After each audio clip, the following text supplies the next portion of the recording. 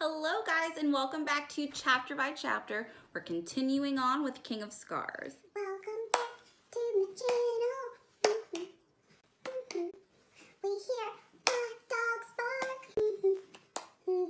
bark. Okay, so in this chapter we finally get a perspective from Nikolai, which I thought I would actually be more excited to read from Nikolai's point of view. Considering it is King of Scars and it is supposed to be his novel, I actually like the way that the story is told through the perspective of Zoya and Nina instead. The way we start chapter 4 is with Nikolai forming a plan and getting out of Ivette's before anything else can happen. And before they even go back to the palace, they go to a place called the Gilded Hollow, or the nickname for it is called the Gilded Bog. The reason why they're going here is because there's actually this secret underground compound that the king has. So it all started with the elder Count Kurgan basically selling any type of Ravkin intelligence off to any of the enemies that would buy from him. But the young Count Kurgan actually served in the military with Nikolai. So when Nikolai discovered that the elder Count Kurgan was doing all of these treasonous things, he gave the young Kurgan the option of, Hey, pledge me all of your money. or a lot of it anyways.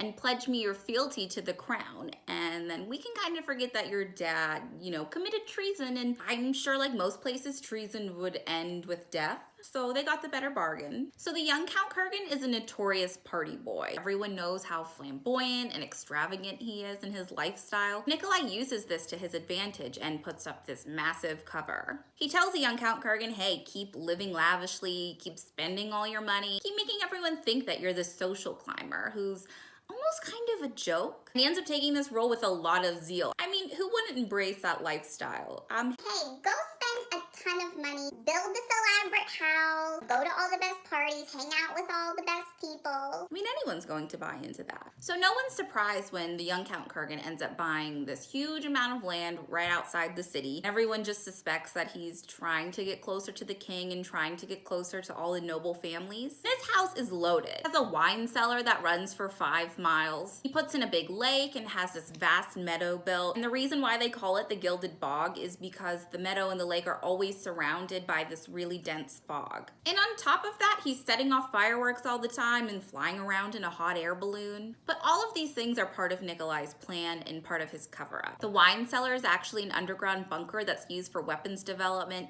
The fireworks are used to mask the sound of all the artillery fire. The lake that is built is actually used for all of the underwater prototypes that Nikolai's been planning. And this dense fog that's constantly surrounding the valley is actually Grisha squallers that are using it for air cover. Young Count Kurgan is probably a really good mix of some of the court members of Versailles and Gatsby. It also reminds me of Versailles in the way that everyone kind of complained about being there. Versailles was even built in very swampy forest areas. So everyone always complained about having to be out there, but then everyone also complained if they weren't invited to the parties or part of the court, which is very similar to Count Kurgan's. And as they're on their way to the Gilded Hollow, Nikolai starts comparing Ravka to some things. He says it's a grand lady that requires constant courting. He says it's a stubborn child that's unwilling to stand on its own. Most often, it's like a drowning man, which is actually the title of the section of the book that we're reading right now. Drowning man because the harder he struggled to keep it afloat, the more it started to sink. I'm not really surprised that Nikolai's using this combination of scientists and soldiers because Nikolai's all about progress. They're the Kurgans actually really upset that Zoya isn't with them, that she already went off to the little palace. And Nikolai's telling him, hey, just find a nice girl that likes to go hunting with you, that can take care of you. And then the young Count Kurgan's like, Oh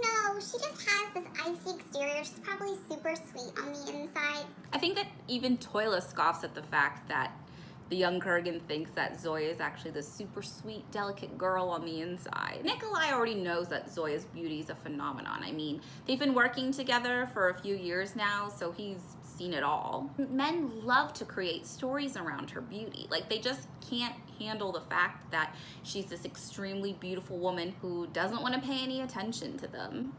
So they start making up these stories like, Oh, she just has a troubled past, or she's been hurt before. no, she just doesn't want anything to do with you. She's a strong, independent woman who doesn't need anybody, and none of these guys are getting it. But Nikolai gets it, and then he ends up telling the young Kurgan that her icy exterior just hides an even icier interior. Toilet really does not approve of the king's relationship with the Kurgan. He thinks that he's too untrustworthy, and that he's kind of too seedy of an individual for the king to be around. But Nikolai does think that the Kurgan is trustworthy and that he has a good heart deep down. They have this connection to being ashamed of their fathers, and then Nikolai starts to reflect about how he wants to be a better man than his father, and then he thinks about how he wants to be a better king than his brother could have been. He even mentions that he tried to grieve his brother's death, but that his death was actually really good timing because then he could take control of the throne. The entire staff of the Gilded Hollow is filled with Nikolai's spies, and they have all these code words to make sure that everything stays secure. As Nikolai gets there and he's looking at all of his inventions and checking that everything's running smoothly,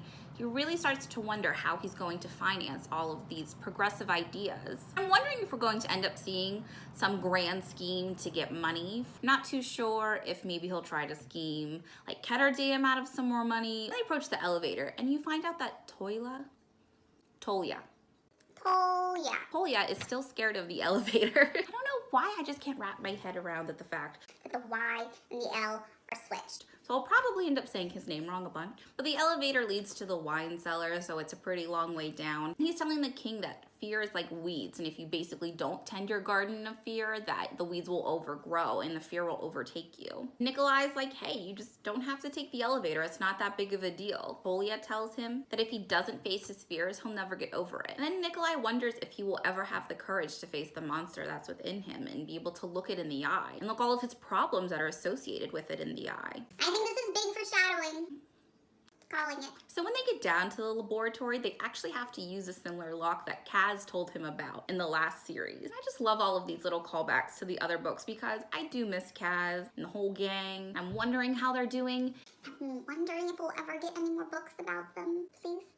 So down in this laboratory, there's a whole bunch of different sections. There's artillery, naval, aerial, and then there's a special Parem laboratory that's dedicated just to finding the cure. And this is where Nikolai always stops first. And I'm wondering if he goes there first to make sure that his Grisha friends can never be taken over by this drug or never turned into a weapon, or if he's more concerned about the enemy getting their hands on this drug. Though it's probably a combination of the two. You find out that they actually do have a small prototype of an antidote. And whenever we get to the lab, we find out that David is still there, and I love David. And Nadia's there too. Her brother is actually Audric. Nikolai starts talking to David and Nadia about the submarines that they've been working on, and he ends up telling them that the plans got leaked to the Kirch. He says that they look like winged pancakes on land, but once they're underwater and they figure out how to arm them, that they'll be like a school of sharks. Now I'm kind of hungry for pancakes. Nikolai talks about his soldier scientists that work down at the lab. He calls them Zeros because they're either part of the First Army or the Second Army, but a combination of the two. He has two roles for them: to be thieves and turn what the enemies have already invented against them to make it a bigger, better, faster version of themselves. And then he also wants his scientists to work really fast and to come up with better inventions. He mentions that the Furidans have been making these huge leaps and strides in their technology, and he's not sure how. And part of me is wondering if there's still a rat in the facility. They know that the first lab that they had was compromised and the information got leaked to the Kirch. And I always think of Fjerda as this kind of backwards place where ideals and technologies really aren't moving forward. If there is a rat in the lab, is it someone he knows and trusts? Because that would make for really interesting storytelling. I'm wondering if all the questioning about the Kurgan's loyalty is a big clue. I mean, yes, he got to keep all of his money and he gets to live this really cool lifestyle, but what if he's become too greedy? Or what if he's still upset about what his father did and he wants his father absolved of all of his crimes, so he never has to worry about treason coming up again? Maybe he's just like his dad and he is treasonous too. As he's talking to Nadia, he's really surprised that she has all of this faith in him as her king. He thinks about how he's constantly trying to keep Ravka running. He compares it to the machines that they're actually finding from their enemies and turning it into something bigger and better. But he says that his demon disagrees. His demon only cares about hunger hunger and the need of the moment, and he's always thinking about what can be killed and consumed. So Nikolai's really thinking about creation, and this demon inside of him is thinking about destruction. Then he talks about something pretty interesting, how he basically was putting on all of these different masks, trying to be who he thought he needed to be around different groups of people. His parents, his brother, the army. Even though I'm starting to like Zoya and Nina's chapters a little bit better at this point in the book, I am very interested to get into the Nikolai chapters because he seemed to be pretty genuine with Alina, but I'm wondering if that was still really who he was. I really want to know who he is stripped down without any of these masks on. And I have a feeling that maybe Zoya is the only person who's come close enough to seeing him completely 100% him. And then he compares himself to a fox in the way that other animals, if they were caught in a snare, would just cry and give up, but the fox always finds his way out. And he tells David of his plan that he thought of when he was leaving Yvette's. He wants him to work on a prototype of the submarines that doesn't work. And this really throws David off. And he talks about how they're basically going to stage a play, so you can assume that they're going to invite the Kirch over or basically have the submarines out where the Kirch can see and they can watch them fail. And then they'll keep the real version at home, one that obviously works. This plan kind of seems too obvious to go well. After the Six of Crows books, I don't trust any plan to go well the first time. He still compares Ravka to the drowning man, and he says that he'll basically drag it to the surface and force it to live, no matter what his demon demanded. And that's the end of our first Nikolai chapter. And I really can't wait to get farther into the book and really see who he is. Who do you think Nikolai is? What mask do you think is truest to himself? Or do you think it's a combination of all of them? Do you think the plan with the submarines will work? Do you think young Kurgan is trustworthy? Because I'm kind of unsure at this point. Thank you so much for joining me today. Please like and subscribe, and don't hesitate to comment on this book. I'd love to know what you guys think about it.